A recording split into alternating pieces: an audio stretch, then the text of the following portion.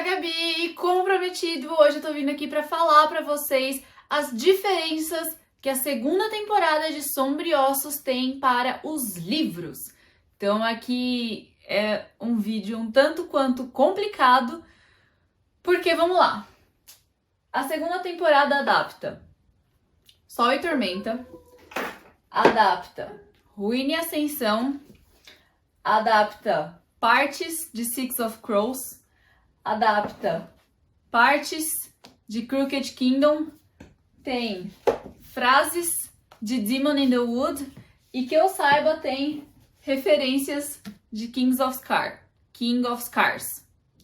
De todos que eu mostrei aqui até agora, King of Scars e a sequência dele, que é o Rule of Wolves, são os únicos que eu não li ainda do Grishaverso. Então, eu não posso falar das referências que tem na segunda temporada desses dois livros.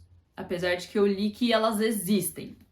Mas eu não posso falar sobre. Então eu peguei, assim, pontos principais da trama pra poder falar. O foco principal da segunda temporada realmente é Sol e Tormenta e Ruína e Ascensão. Então é finalizar a trilogia de Sombriossos, porque a história dos Corvos ainda não começou 100%. Já vou explicar melhor o que isso significa. Então eu vou meio que livro por livro, né? Vou começar falando das diferenças de Sol e Tormenta, depois das diferenças de Ruína e Ascensão, aí depois vou entrar na parte da duologia dos Corvos, tá bom? Então vai ser um escalonado assim aos pouquinhos. E só queria dizer que eu particularmente amei como eles encerraram a trilogia dos livros na série, porque eu odeio o final dos livros. Odeio. E aliás, esse vídeo vai ter spoilers, tanto da série quanto dos livros, então cuidado. E uma coisa que precisa lembrar também, né, a primeira temporada criou um plot novo pros Corvos, então já foi alterada a primeira temporada, a história de Sombriossos, por ter a participação do Cas, da Inês e do Jasper, já teve essa mudança aí, e claro que isso carrega para a segunda temporada, então já teriam que ser feitas alterações e modificações para encaixar essa mudança da primeira temporada. Mas, de novo, o plot principal de Six of Crows ainda não foi explorado. Então, começando Sol e Tormenta, a Alina e o Mal realmente estão em outro país, estão fazendo a vidinha deles lá, sempre muito alertas a qualquer sinal de perigo, a qualquer sinal de ameaça do Darkling ou de outros Grishas, até que eles são raptados, basicamente, assim, bem rapidamente dizendo, por ninguém menos que o próprio Darkling. E o Darkling contratou o Stormhound para ser o capitão do navio que vai atrás do Açoite do Mar. Então eles vão todos juntos atrás do Açoite. O Darkling, a Alina, o Mal, o Stormhound, a tripulação dele, a Gênia, né? Todo mundo ali nesse começo de livro já tá junto. E na série não é bem isso que acontece. E depois que eles capturam o Açoite do Mar, aí sim eles se separam do Darkling, né? O Stormhound consegue ajudar eles a fugir, corre, não sei o quê. E uma coisa importante de dizer aqui é que no livro o Stormhound ele tem um visual completamente diferente do Nikolai. Ele é ruivo, tem o nariz meio torto, e o Nikolai tem o nariz retinho, é loirinho e não sei o quê. Então, na série não fizeram essa diferenciação física do personagem, o que pra mim é uma pena, porque eu adoraria ver isso, porque é muito legal você ver a diferença dos dois fisicamente mesmo, né? E aliás, eu senti falta da tripulação dele latindo, porque Stormhound, pra quem não sabe, significa cachorro do mar? É alguma coisa assim? Algo do tipo. Então ele foi, tipo, juntando uma coisa na outra e virou Stormhound, o nome dele, de pirata. Pirata não, corsário. Aliás, ressaltando aqui que eu vou focar nas diferenças, porque as coisas que estão iguais, não tem por que ficar falando delas, a não ser que seja muito igual, aí eu vou falar. Tipo, várias frases do Nikolai são iguaizinhas, tipo, ai, adoro quando você me cita, corsário, pirata não, corsário, não sei o que. Então, tipo, tem algumas frases que são iguaizinhas ao livro. E depois que eles escapam do Darkling, eles não vão direto pro esconderijo do Nikolai, né? Eles vão primeiro pro palácio, pro pequeno palácio e de volta pra Osalta, né? Que é onde fica a família real. E lá a Alina vai reencontrar com os Grishas, ela vai se tornar a comandante do segundo exército, que é o exército dos Grishas. E a gente vê que ela sabe usar o corte, sim. Ela consegue fazer o corte que nem o Darkling faz. Então, isso não foi pra série. Eles só trouxeram o corte no final pra mostrar que a Alina tá com poderes dele. E, aliás, falando nisso, né, os livros da Alina, a trilogia Sombriossos, é em primeira pessoa. Então, a gente realmente não vê o que tá acontecendo com o Darkling, o que ele tá tramando, quais são os planos dele. A gente só vê o Darkling quando rola aquela conexão entre eles que aparecem ilusões de um para outro, né? São os únicos momentos que a gente realmente vê o Darkling nos livros, a não ser quando eles realmente vão se enfrentar. Uma coisa que ficou fora da série, né, é que o Mal realmente tem um caso com a Zoya, né? Tem até uma cena de que ele tá lá numa rodinha de luta, treinando com os Grishas. Treinando não, ele tá lutando mesmo contra os Grishas, que é algo que ele faz sempre, porque ele e a Alina tiveram uma briga e não sei o quê. E aí ele vai lá, tá lutando contra os Grishas, ele ganha, ele cata a Zoe e tasca um beijaço nela, e a Alina vê tudo e fica pistola das ideias, não sei o quê. Então, assim, existe esse caso do Mal com a Zoya. Assim como o Nikolai também beija a Alina. Isso acontece no livro 2 vezes. Ou 3. Perdi as contas já, mas acontece um beijo entre eles também. Olha só, troca-troca de casal, que delícia, né?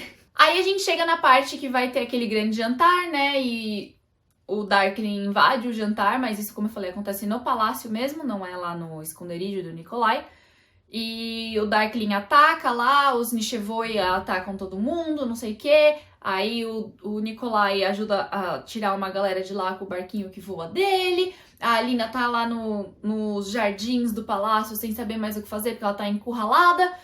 E aí chega um exército, liderados por Tolya e Tamar, que são os soldados do sol. Ou seja, são os seguidores da Alina, basicamente, né? Ela é uma santa, então ela tem fiéis.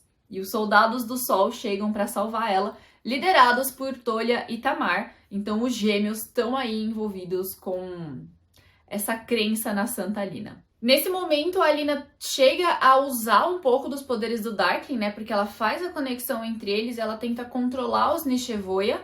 E se eles estão, tipo, dentro de uma estrutura lá, uma sala? Acho que é uma igreja, uma capela, não lembro. E quando ela usa essa conexão pra controlar os Nichevoia, pra usar os poderes do próprio Darkling, o Mali chega, porque ela quer também interromper essa conexão entre eles, né? Mas aí o Mali chega atrapalhando tudo, bem parecido com o que aconteceu na série. E aí tudo começa a desmoronar e eles vão pro subterrâneo, né? Eles fogem pro subterrâneo pra se salvar de tudo. E aí a gente descobre que existe todo esse culto à Santa Alina, liderados pelo Aparat, que é tipo o conselheiro do Czar, né? O conselheiro do rei. E nisso, o livro termina com eles nesse subterrâneo, a Alina de cabelos brancos e sem poderes. Ela não consegue mais conjurar a luz dela. Então começa a ruína e ascensão. Eles estão aí nesse subsolo, a Alina tá fazendo um showzinho de que ela ainda tem os poderes dela pra poder continuar controlando aquele povo, por assim dizer, né? Quer dizer, o Aparat quer que ela continue controlando esse povo. Ela é chamada de Sol Koroleva, que é a rainha do sol. E eles basicamente são prisioneiros ali, né? Não só ela, como os amigos dela, os Grishas que estão lá. E eles armam todo um esquema para conseguir fugir da Catedral Branca, se eu não me engano chama assim essas cavernas que eles estão. E nisso eles realmente conseguem organizar toda essa trama toda aí para fugir de lá e voltar para a superfície para destruir a dobra e impedir o Darkling de continuar sendo Darkling. No que eles saem do subsolo, eles são capturados, o Nikolai, na verdade, o Stormhound aparece, salva eles, leva eles para o Zodíaco, que aí sim é o esconderijo dele. E depois de algum tempo rola um ataque, o Nikolai é basicamente mordido por um Volcra e ele vira uma espécie de Volcra, como se fosse um lobisomem. No que eles estão lá, a Bagra conta pra Alina a história do Morozova, que ela é da família e da irmã e não sei o que, mas ela não fala nada do Mal, porque ela realmente não sabe que o Mali é da família dela, então ela não tem como saber que ele pode ser o amplificador. Então, como não existe essa parte da história, eles saem em busca do Pássaro de Fogo. Então eles vão atrás da lenda do Pássaro de Fogo, onde ele se localiza, eles fazem tipo uma jornada gigantesca para tentar chegar até o Pássaro de Fogo. Eles chegam a ver o Pássaro de Fogo mesmo, né? Eles encontram a lenda Pássaro de Fogo, mas aí descobrem que realmente o Mal é o terceiro amplificador, então eles voltam Eu acho tão inútil isso, tipo, você sobe uma montanha gigantesca pra chegar até o topo e descobrir que não precisava ter feito isso, então eles voltam, sabe? Eu acho muito inútil essa busca pelo terceiro amplificador, o Pássaro de Fogo, que tava com eles desde o primeiro livro, que tava com a Alina desde que ela é uma criança. Mas aí, então, eles meio que combinam um confronto com o Darkling dentro da dobra, e isso é muito legal porque a Alina aprende a refletir a luz de uma forma que deixa ela e quem ela quiser invisível, sabe? Porque, tipo, ela tá refletindo a luz, então, tipo, vai refletir o que tá atrás ou o que tá na minha frente, então vocês não me veriam. Eu acho muito legal quando ela aprende a fazer isso. E aí acontece tudo aquilo realmente de a Alina mata o mal, mas quem tá do lado dela é a Tamar, não a Nina, porque, né, a Nina tá em Ketterdam. E nisso que ela mata o mal e destrói a dobra, basicamente, ela abre mão dos poderes dela. Então todo mundo que tá em volta dela meio que ganha os poderes de luz. Então todo mundo começa a brilhar, todo mundo pode ser uma conjuradora do sol também. Todos que estão ali em volta, basicamente acontece isso. E depois disso, depois de que a dobra foi destruída, a Alina pega uma faca e mata o Darkling. E a morte dele é muito mais impactante no livro, porque ela é muito mais sofrida. Tipo, durante os livros, a relação Alina e Darkling é muito mais profunda. É muito mais... não sei... existe ali, sabe? Então, quando ela mata ele, você vê que ele fica, tipo, mal. Mas, ao mesmo tempo, é ele que fala, tipo, por favor, sem nenhum túmulo pra não profanarem. E aí ele fica pedindo, tipo, não me deixa sozinho. E aí ele pede pra Alina falar o nome dele uma última vez. E ele morre ouvindo a Alina falar Alexander uma última vez, sabe? Eu acho muito mais bonita a morte dele no livro. Mesmo que na série temos Ben Barnes falando My Little Saint, o que é super fofo. Ficou muito mais só pelo lado dele, né? Tipo, a Alina também sente a morte do Darkling. Mas aí, pra não profanarem o túmulo dele, pra ninguém nunca mais ir atrás da Alina, eles falam que os dois morreram nessa batalha. Então, depois de tudo isso, eles queimam o corpo do Darkling e o corpo de uma outra pessoa que morreu, que a Gênia meio que transforma na Alina, né, pra disfarçar. E aí tá todo mundo, tipo, falando Sancta Alina, Sol Coroleva, não sei o que, e a Alina sozinha, bem baixinha, só fala Alexander, pra, tipo, ser a despedida final, assim, pro Darkling, porque pra ele ninguém ia falar nada. Mas ela tava ali pra lembrar dele, por bem ou por mal. E aí o livro encerra a Alina sem poderes, junto com o Mali, num orfanato, eles viraram donos de orfanatos, e ninguém sabe quem é ela de verdade, a não ser alguns grixas que de vez em quando visitam eles lá nesse orfanato. E eu odeio esse final com todas as minhas forças. Então, por isso que eu preferi o final da série, que é o Mali indo virar o Sturmhond e sair navegando aí pelos mares, a Alina assumindo aí o papel de Sol Coroleva mesmo, né, virando ali uma representação de rainha junto com o Nikolai, ela assumindo o poder das sombras e conseguindo fazer o corte, mostrando que o Darkling ainda tá ali com ela, e isso eu achei muito legal. Inclusive, a única referência de King of Scars que eu sei que tem na série é depois que o Darkling morreu, vem uma abelha e pousa na Zoya. E isso dá um foco nesse momento, porque, spoiler de King of Scars, isso eu já sabia, o Darkling vai renascer, vai ser revivido de alguma forma. E a pessoa que faz isso, pelo que eu entendi, tipo, o símbolo dessa pessoa é uma abelha. E se você não sabe, nos livros, a Zoya vira a rainha. A Zoya e o Nikolai são o rei e a rainha. Então, King of Scars e Rule of Wolves é a história, tipo, deles. Então, a abelha ter pousado na Zoya pode significar que a Alina não vai ser rainha mesmo. Eu acho. Eu espero. Porque eu gosto muito do Nikolai e da Zoya juntos. Mesmo não tendo lido o livro, eu gosto muito disso. Mas então vamos lá para Six of Crows.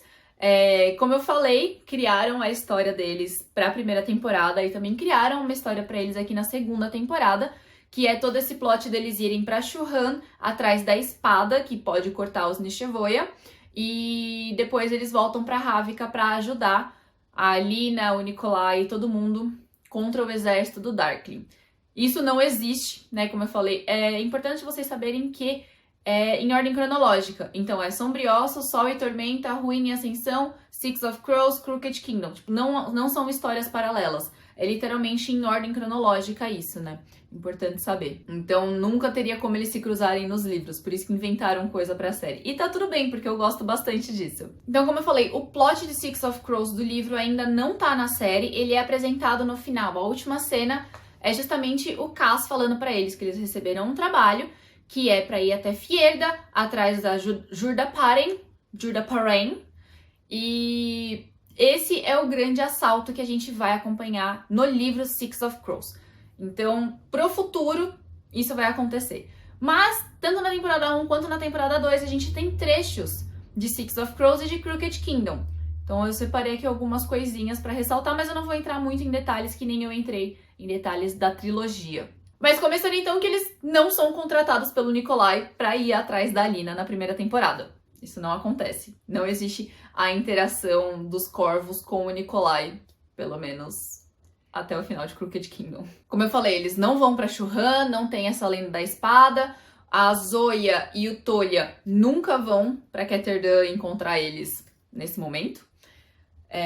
Pra ir atrás dessa espada, né? Não existe essa missão. Eles não vão pra Ravnica depois, como eu falei. E também não tem a Inej entrando no navio com o Mali de Stormhound.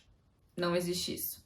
Mas tem todo o plot do Pekka Rollins e do passado do Cass com o irmão dele e desse trauma dele de usar as luvas, dessa vingança que ele tem, que ele quer ir atrás contra o Pekka Rollins. Existe isso no livro. Tem essa questão do Jasper ser um Grisha e desse passado dele com a mãe dele. Tem um momento que isso é explorado no livro. O Jasper e o Wylan, eles não se conheciam antes, né? Eles não tiveram nada antes. Eles realmente vão se apaixonando ao longo da missão pra Fjerda. A parte da Nini e do Matias é a mesma coisa, né, por enquanto, mas na prisão lá em Hellgate, o Matias não vai se aliar ao Pekka Rollins. Isso não acontece no livro. Se eu não me engano, eles morando no cemitério acontece no livro 2, né, em Crooked Kingdom, porque é em Crooked Kingdom que vai rolar a vingança do Cass contra o Pekka Rollins.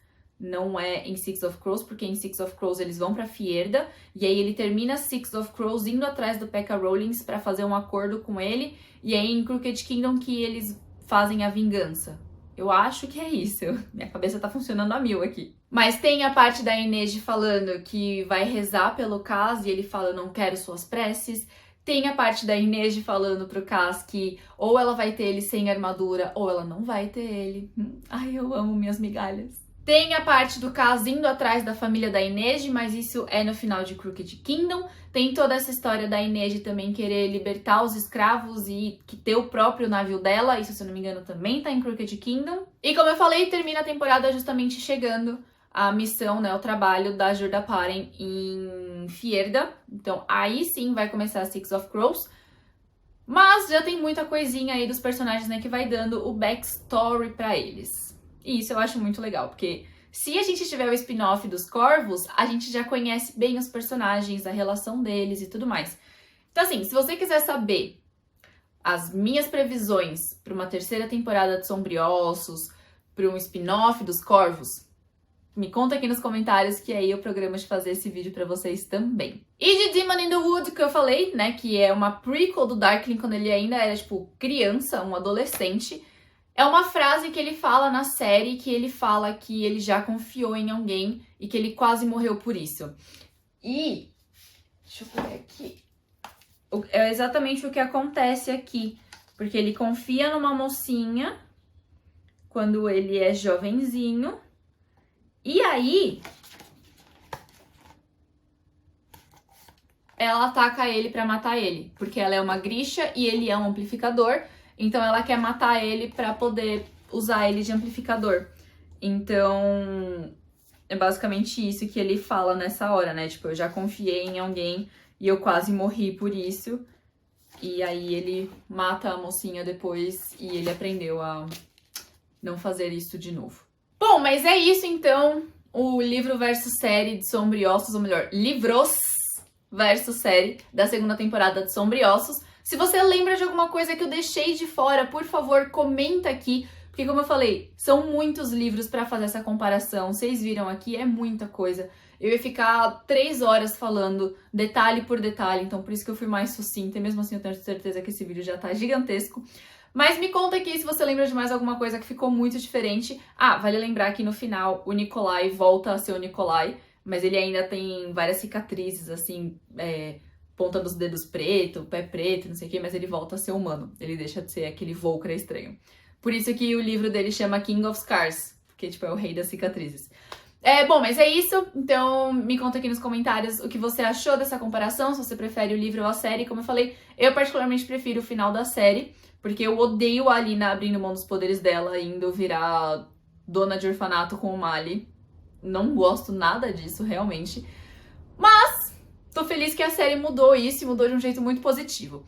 Então, se você quiser as minhas teorias para uma próxima temporada e pro spin-off dos Corvos, pede aqui também. E, claro, se inscreve aqui no canal, porque se sair esse vídeo, você recebe a notificação, só ativar o sininho também. E deixa seu like nesse vídeo, porque me ajuda muito. Compartilha com seus amigos que não sabem as diferenças ou que podem ajudar a complementar aqui as coisas diferentes que eu não falei no vídeo. Um beijo e até a próxima!